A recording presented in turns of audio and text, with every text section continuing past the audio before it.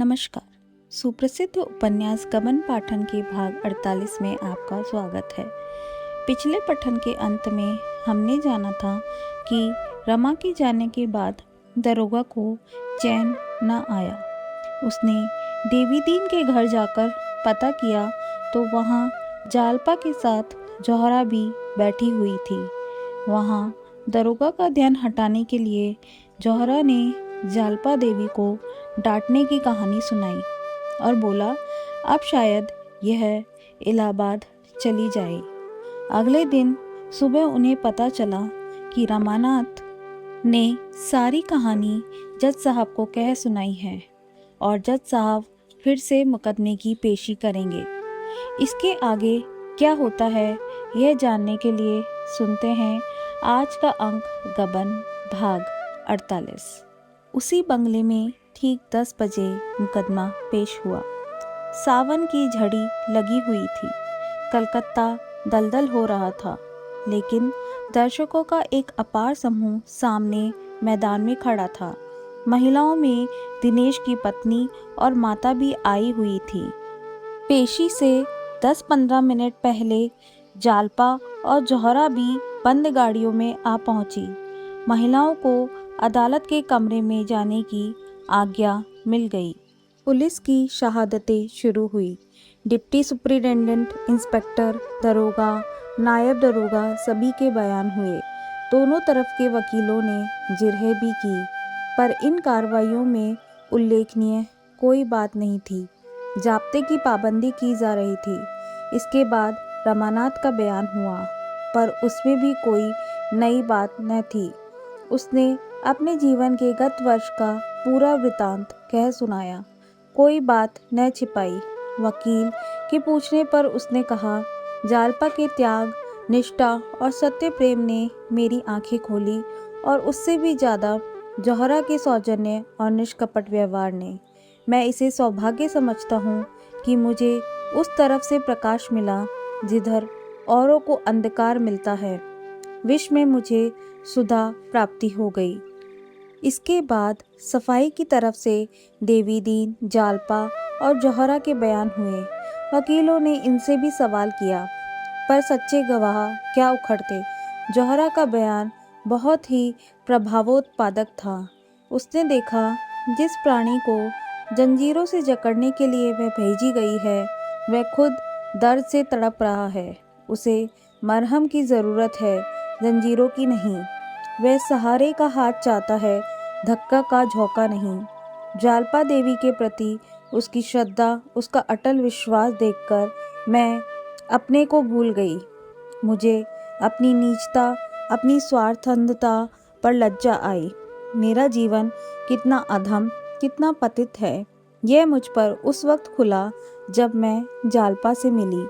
और जब मैं जालपा से मिली तो उसकी निष्काम सेवा, उसका उज्जवल तप देखकर मेरे मन के रहे सहे संस्कार भी मिट गए। विलास युक्त जीवन से मुझे घृणा हो गई। मैंने निश्चय कर लिया, इसी अंचल में मैं भी आश्रय लूँगी। मगर उससे भी ज़्यादा मार्के का बयान जालपा का था। उसे सुनकर दर्शकों की आंखों में आंसू आ गए। उसके अंतिम शब्द थे, मेरे पति निर्दोष हैं। ईश्वर की दृष्टि में ही नहीं, नीति की दृष्टि में भी वह निर्दोष हैं। उनके भाग्य में मेरी विलासासक्ति का प्रायश्चित करना लिखा था, वह उन्होंने किया। वह बाजार से मुंह छिपाकर भागे।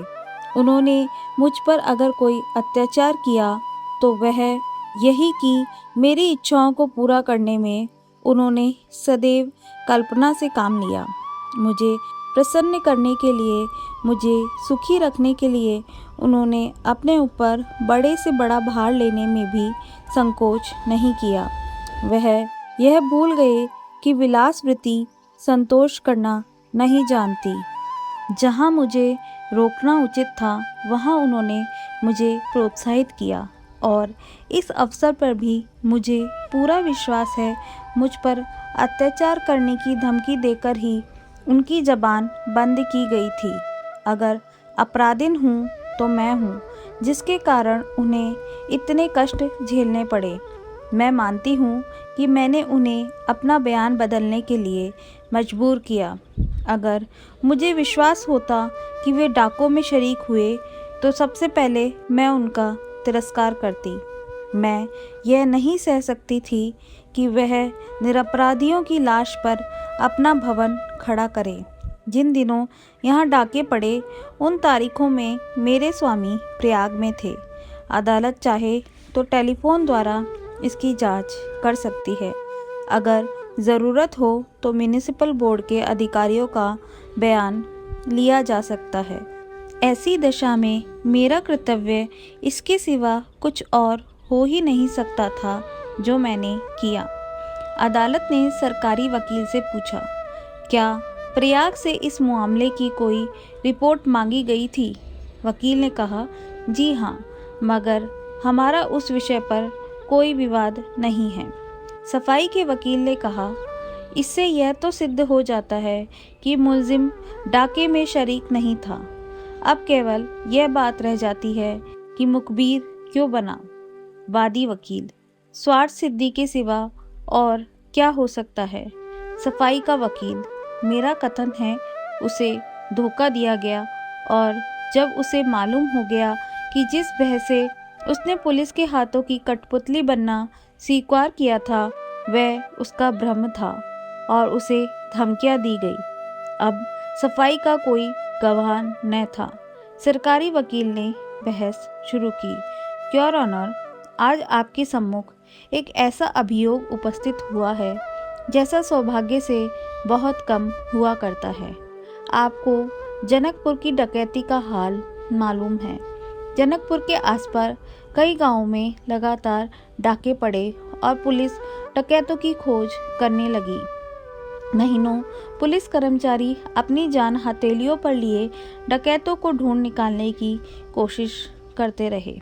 आखिर उनकी मेहनत सफल हुई और डाकुओं की खबर मिली। यह लोग एक घर के अंदर बैठे पाए गए।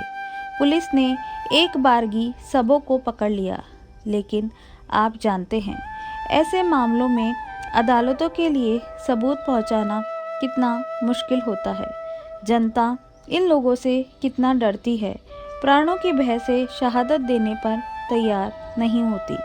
यहाँ तक कि जिनके घरों में डाके पड़े थे वे भी शहादत देने का अवसर आया तो साफ निकल गए। महानुभावों, पुलिस इसी उलझन में पड़ी हुई थी कि एक युवक आता है और इन डाकुओं का सरगना होने का दावा करता है।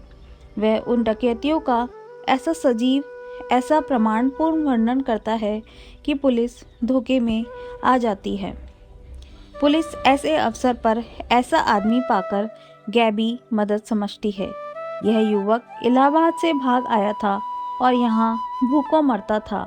अपने भाग्य निर्माण का ऐसा सुअवसर पाकर उसने उससे स्वार्थ सिद्ध करने का निश्चय कर लिया। मुखबिर बनकर सजा का तो उसे कोई भय था ही नहीं। पुलिस की सिफारिश से कोई अच्छी नौकरी पा जाने का विश्वास था। पुलिस ने उसका खूब आदर सत्कार किया और उसे अपना मुखबिर बना लिया। बहुत संभव था कि कोई शहादत न पाकर पुलिस इन मुलजिमों को छोड़ देती, उन पर कोई मुकदमा न चलाती, पर इस युवक के चकमे में आकर उसने अभियोग चलाने का निश्चय कर लिया।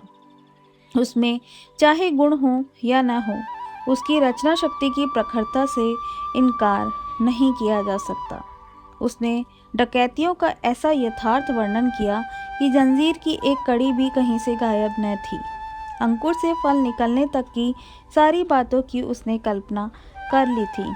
पुलिस ने मुकदमा चला दिया, पर ऐसा मालूम होता है कि इस बीच उसे स्वभाग्य निर्माण का इससे भी अच्छा अवसर मिल गया। बहुत संभव है सरकार की विरोधिनी संस्थाओं ने उसे प्रलोभन दिए हों और उन प्रलोभनों ने उसे स्वार्थ सिद्धि का यह नया रास्ता सुझा दिया हो। जहाँ धन के साथ यश भी था, वाहवाही भी थी, देशभक्ति का गौरव भी था। वह अपने स्वार्थ के लिए सब कुछ कर सकता है। वह स्वार्थ के लिए किसी के गले पर छुरी भी चला सकता है और साधु वेश धारण कर सकता है। यही उसके जीवन का लक्ष्य है। हम खुश हैं कि उसकी सद्बुद्धि ने अंत में उस पर विजय पाई, चाहे उनका हेतु कुछ भी क्यों ना हो। निरपराधियों को दंड देना पुलिस के लिए उतना ही आपत्तिजनक है जितना अपराधियों को छोड़ देना। वह अपनी कारगुजारी दिखाने के लिए ही ऐसे मुकदमे नहीं चलाती। न गवर्नमेंट इतनी न्याय शून्य है कि वह पुलिस के बहकावे में आकर सारहीन मुकदमे चलाती फिरे। लेकिन इस युवक की चकमेबाजियों से पुलिस की जो बदनामी हुई और सरकार के हजारों रुपए खर्च हो गए, इसका जिम्मेदार कौन है? ऐसे आदमी को आदर्श दंड मिलना चाहिए ताकि फिर किसी को ऐसी चकमेबाजी का साहस न हो। ऐसे मिथ्या का संसार रचने वाले प्राणी के लिए मुक्त रहकर समाज को ठगने का मार्ग बंद कर देना चाहिए। उसके लिए इस समय सबसे उपयुक्त स्थान वह है जहाँ से उसे कुछ दिन आत्मचिंतन का अवसर मिले। शायद वहाँ के एकांतवास में उसको आंतरिक जागृति प्राप्त हो जाए। आपको केवल यह विचार करना है कि उसने पुलिस को धोखा दिया या नहीं। इस विषय में अब कोई संदेह नहीं रह जाता कि उसने धोखा दिया। अगर धमकियां दी गई थी तो वह पहली अदालत के बाद जज की अदालत में अपना बयान वापस ले सकता था, पर उस वक्त भी उसने ऐसा नहीं किया। इससे यह स्पष्ट है कि धमकियों का आक्षेप मिथ्या है। उसने जो कुछ किया स्वेच्छा से किया। ऐसे आदमी को यदि दंड न दिया गया तो उसे अपनी कुटिल नीति से काम लेने का फिर साहस होगा और उसकी हिंसक मनोवृत्तियाँ और बलवान हो जाएगी। फिर सफाई के वकील ने जवाब दिया, यह मुकदमा अंग्रेजी इतिहास ही में नहीं, शायद सर्वदेशीय न्याय के इतिहास में एक अद्भुत घटना है। रमानाथ एक साधारण युवक है। उसकी शिक्षा भी बहुत मामूली हुई है। वह ऊंचे विचारों का आदमी नहीं है। वह इलाहाबाद के म्यूनिसिपल ऑफिस में नौकर है। वहाँ उसका काम चुंगी के रुपए वसूल करना है। वह व्यापारियों से प्रथा अनुसार रिश्वत लेता है और अपनी आमदनी की परवाह न करता हुआ अनाप शनाप खर्च करता है। आखिर एक दिन मीज़ान में गलती हो जाने से उसे शक होता है कि उससे कुछ रुपए उठ गए। वह इतना घबरा जाता है कि किसी से कुछ नहीं कहता, बस घर से भाग खड़ा होता है। वहाँ दफ्तर में उस पर शुबा होता है और उसके हिसाब की जांच होती है। तब मालूम होता है कि उसने कुछ गबन नहीं किया, सिर्फ हिसाब की भूल थी। फिर रमानाथ के पुलिस के पंजे में फंसने, फर्जी मुखबिर बनने और शहादत देने का जिक्र करके उसने कहा, अब रमानाथ के जीवन में एक नया परिवर्तन होता है। ऐसा परिवर्तन जो एक विलास प्रिय पदलोलुप युवक को धर्मनिष्ठ और कर्तव्यशील बना देता है। उसकी पत्नी जालपा देवी, जिसे देवी कहा जाए तो अतिशयोक्ति न होगी, उसकी तलाश में प्रयाग से यहाँ आती है। और यहाँ जब उसे मालूम होता है कि रमा एक मुकदमे में पुलिस का मुखबिर हो गया है, तो वह उससे छिपकर मिलने आती है। रमा अपने बंगले में आराम से पड़ा हुआ है। फाटक पर संतरी पहरा दे रहा है। जालपा को पति से मिलने में सफलता नहीं होती। तब वह एक पत्र लिखकर उसके सामने फेंक देती है और देवी दीन के घर चली जाती है। रमा यह पत्र पढ़ता है और उसकी आंखों के सामने से पर्दा हट जाता है। वह छिपकर जालपा के पास जाता है। जालपा उससे सारा वृत्तांत कह सुनाती है और उससे अपना बयान वापस लेने पर जोर देती है। रमा पहले शंकाएं करता है, पर बाद को राजी हो जाता है और अपने बंगले पर लौट जाता है। वहाँ वह पुलिस के अफसरों को साफ कह देता है कि मैं अपना बयान बदल दूंगा। अधिकारी उसे तरह तरह के प्रलोभन देते हैं, पर इसका रमा पर कोई असर नहीं होता और उन्हें मालूम हो गया है कि उस पर गबन का कोई मुकदमा नहीं है। तो वे उसे जालपा को गिरफ्तार करने की धमकी देते हैं। रमा की हिम्मत टूट जाती है। वह जानता है पुलिस जो चाहे कर सकती है, इसलिए वह अपना इरादा तब्दील कर देता है और वह जज के इजलास में अपने बयान का समर्थन कर देता है। अदालत मातहत में रमा से सफाई ने कोई जिरह नहीं की थी। यहाँ उससे जिरह की गई, लेकिन इस मुकदमे से कोई सरोकार न रखने पर भी उसने जिरहों के ऐसे जवाब दिए कि जज को कोई शक न हो सका और मुल्जिमों को सज़ा हो गई। रमानाथ की और भी खातिरदारियाँ होने लगी। उसे एक सिफारिशी खत दिया गया और शायद उसका यूपी गवर्नमेंट से भी सिफारिश की गई। फिर जालपा देवी ने फांसी की सज़ा पाने वाले मुल्जिम दिनेश के बाल बच्चों का पालन पोषण करने का निश्चय किया। इधर उधर से चंदे मांग मांग कर वह उनके लिए ज़िंदगी की ज़रूरतें पूरी करती थी। उसके घर का कामकाज अपने हाथों से करती थी। उसके बच्चों को खिलाने को ले जाती थी। एक दिन रमानाथ मोटर पर सैर करता हुआ जालपा को सिर पर एक पानी का मटका रखे देख लेता है। उसकी आत्मा मर्यादा सब जाग उठती है। जौहरा को पुलिस कर्मचारियों ने रमानाथ के मनोरंजन के लिए नियुक्त किया था। जौहरा युवक की मानसिक वेदना देखकर द्रवित हो जाती है और वह जालपा का पूरा समाचार लाने के इरादे से चली जाती है। दिनेश के घर उसकी जालपा से भेंट होती है। जालपा का त्याग, सेवा और साधना देखकर इस वेश्या का हृदय इतना प्रभावित हो जाता है कि वह अपने जीवन पर लज्जित हो जाती है और दोनों में बहनापा हो जाता है। वह एक सप्ताह के बाद जाकर रमा से सारा वृतांत कह सुनाती है। रमा उसी वक्त वहाँ से चल पड़ता है और जालपा से 2-4 बातें करके जज के बंगले पर चला जाता है। उसके बाद जो कुछ हुआ वह हमारे सामने है। इसी के साथ आज का पठन समाप्त होता है। इसके आगे की कहानी जानने के लिए जुड़े रहिए हमारे channel it's story time now के साथ। और कहानी जैसे ही एक दिलचस्प मोड़ पर आ गई है, जिसे हम बहुत ही उत्साह के साथ सुन रहे हैं, तो आप अगले अंक को ज़रूर सुनिए। अब बारी है आज के सुविचार की। आज के अंक का सुविचार कुछ इस प्रकार है। जीवन में जब भी कोई सुअवसर मिले उसे गंवाना नहीं चाहिए।